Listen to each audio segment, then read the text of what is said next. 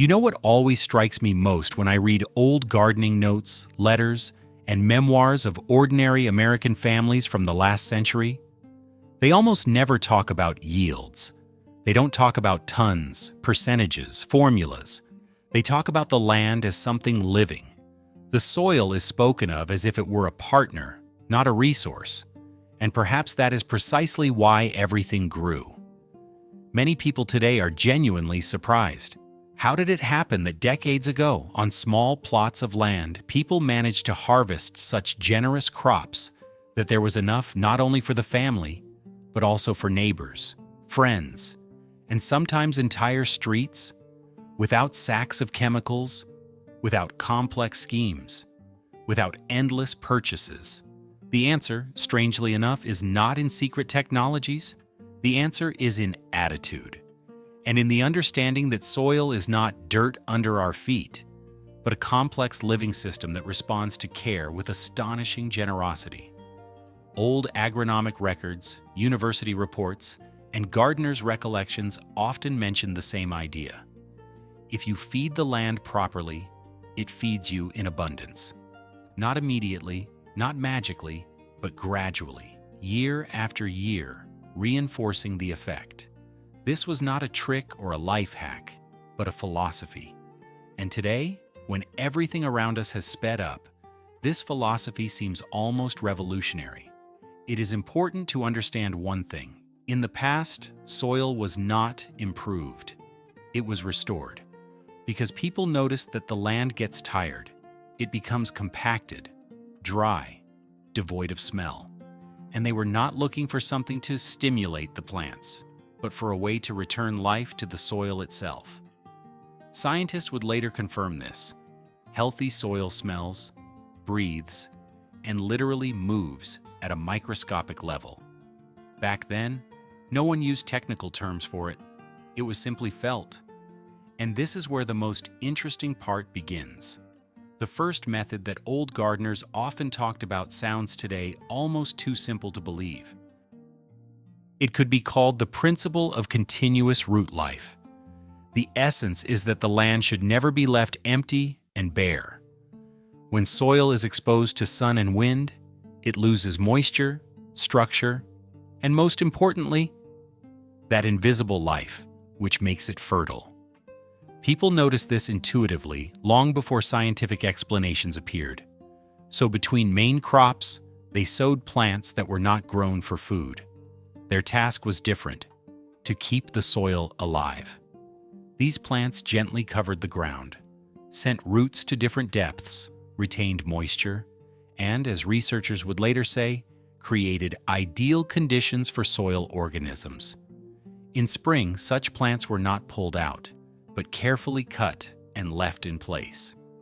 The soil received nourishment without losing a single drop of accumulated energy. Some university publications from the mid-20th century cautiously noted that plots where the land was never left bare became noticeably looser and darker over time. Crops there appeared more stable even in difficult seasons.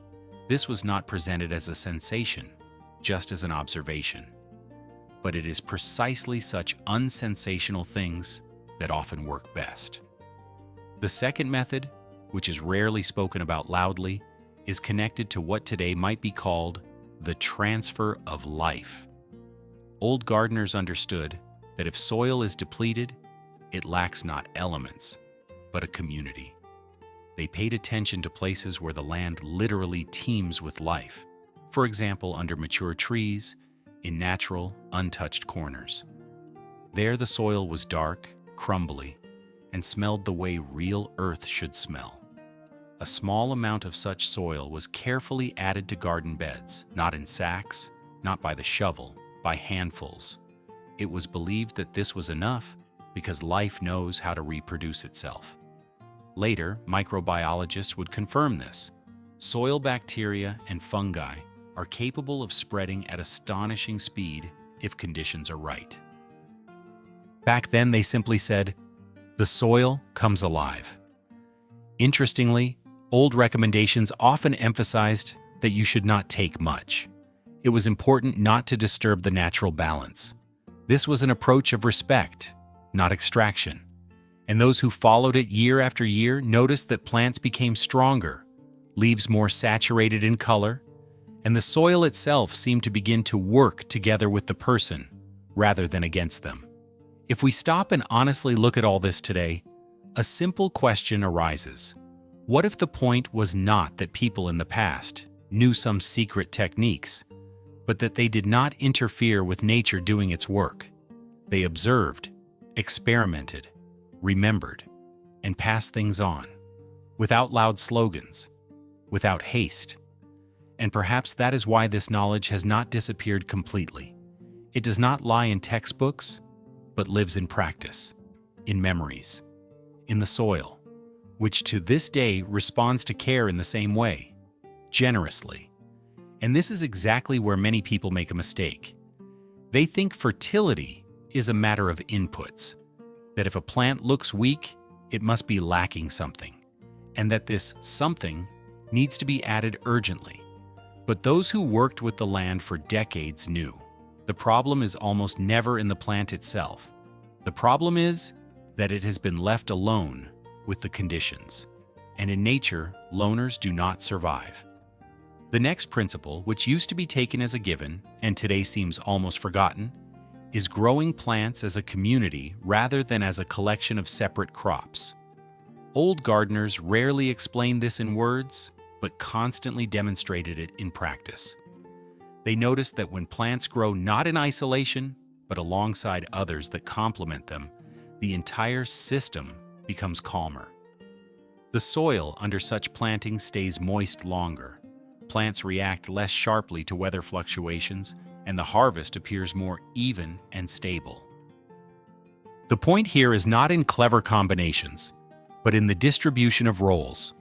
Some plants send their roots deep and work with compacted layers of soil, creating channels for water and air.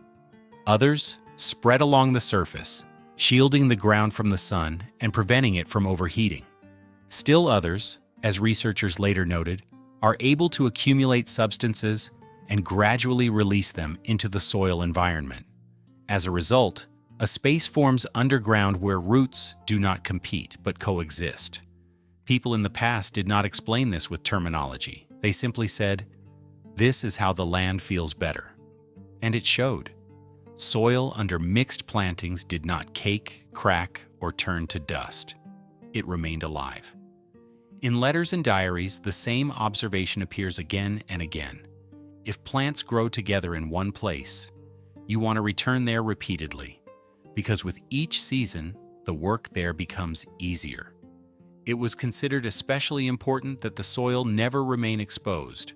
When the surface is covered with leaves and stems, moisture is retained longer, and microscopic life does not die from the heat. This creates a cumulative effect. Each season adds a layer of resilience, and over time the plot begins to behave differently. It depends less on the weather and on human mistakes. This does not guarantee a perfect result, but it greatly reduces the risk of failure. Another method that reinforced this effect and was often used in parallel was related to how people treated soil life itself. They understood that if there is no active living environment in the soil, no form of companionship will work.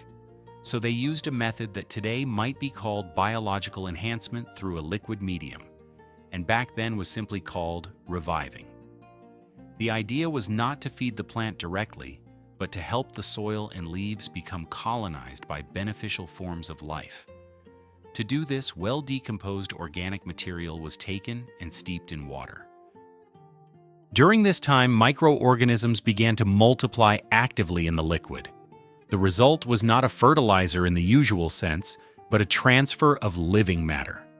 This liquid was used carefully, for watering at the roots or spraying the foliage.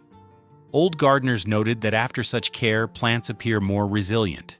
Leaves retain a healthy appearance longer, and the soil itself recovers more quickly after stress. Later, scientists cautiously wrote that such microorganisms can occupy space and reduce the likelihood of undesirable processes developing. At the time, it was said more simply, the soil holds its balance. It is important that this method was never used in isolation. It worked precisely where the soil was covered, where plants grew together, and where the natural rhythm was not disrupted.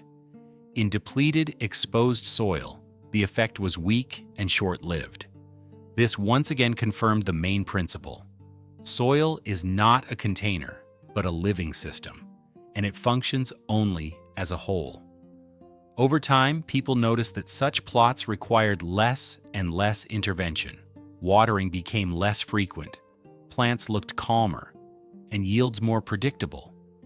Not because more was added, but because they stopped interfering. The soil itself took on part of the work, and perhaps the most valuable thing here is the feeling many described. When you work with such soil, tension disappears. You are no longer fighting nature, no longer constantly correcting it. You begin to act together with it. And at that moment, the garden ceases to be a task. It becomes a process that strengthens itself with each season. And it is at this moment that an understanding appears, one that rarely comes right away. The soil begins to work not when something is added to it, but when it is no longer constantly disturbed. Old gardeners often spoke about this without pathos, almost matter-of-factly. The land needs to be allowed to finish what it has started. And it was from this idea that another approach grew, one that today seems too simple to be effective, yet in practice changed everything. This is about the principle of returning everything that was grown back to the soil. Back then, it was not called a method. People simply did not remove from the beds what had grown there and served its purpose. Stems, leaves, tops, all of it stayed in place. Not out of laziness, but because they observed that where organic matter is returned immediately, the land recovers faster. It does not lose nourishment, does not remain bare, and does not require constant compensation. This approach worked on several levels at once. First, plant residues protected the soil surface from the sun and from drying out. Second, they became food for the very organisms that make the soil alive. In old agronomic records, it was sometimes noted that under such a layer, the soil remained cool and moist even during hot periods. Plants did not have to struggle for water, and they developed more calmly. But the most important changes did not happen immediately, nor on the surface. Over time, the soil structure changed. It became more porous and better at retaining moisture and air. This was not the effect of a single season. It was accumulation. People in the past understood this perfectly and did not expect instant results. They knew that if each year you return to the land what it has given, the balance gradually evens out. The next approach logically continued this idea but worked on a different level, through time and memory. Old gardeners rarely bought seeds every season. They selected the best plants, allowed them to fully mature, and saved the seeds for the following year. At the time, this was considered natural. Today, it is once again being rediscovered. The point here was not economy, but adaptation. Seeds grown on a specific piece of land gradually remember the conditions. This is not magic, but an observation that researchers later confirmed. Plants grown from such seeds often showed greater resilience precisely to local conditions, to the climate, the soil, and the peculiarities of the season. People noticed that year after year the plants seemed to better understand where they were growing. The process was simple, but required attentiveness. The strongest, healthiest specimens were chosen, not the largest, but the most resilient. The seeds were dried in the shade and stored in a dry, cool place. In old homes, glass jars were often used for this, labeled by hand. These jars were not just storage. They were the memory of the plot. Interestingly, many noted that such plants began to start faster in spring and endured unstable weather more calmly. This was not presented as a guarantee, but it occurred often enough to inspire trust. Seeds became part of the system, not a random element. And here another important point appears, one that is often overlooked. All of these methods work together, returning organic matter, saving seeds, mixed plantings, living soil. This was not a set of techniques. It was an approach in which each element reinforced the others. Remove one, and the system becomes weaker. Preserve them all, and it begins to accumulate strength. People in the past rarely spoke of this as a strategy. They simply lived with the land long enough to see the consequences. They noticed that a plot cared for in this way required less effort with each passing year. It became more predictable, more stable. The harvest was not always record-breaking, but it was almost always sufficient, and there was calm in that. Looking at this today, it becomes clear. These methods are not about rejecting progress. They are about returning to an understanding of processes. Soil is not an empty stage on which a plant plays its role. It is a co-author. And when it is spoken to in the language of respect, it responds. And perhaps that is why this knowledge has not disappeared completely. It does not shout about itself. It does not demand belief. It simply works, quietly, slowly, but for the long term. And every time a person decides to return to the land what it has given, to save a seed, or to leave organic matter in place, they are not taking a step backward. They are taking a step toward resilience. The soil feels this, and it always remembers.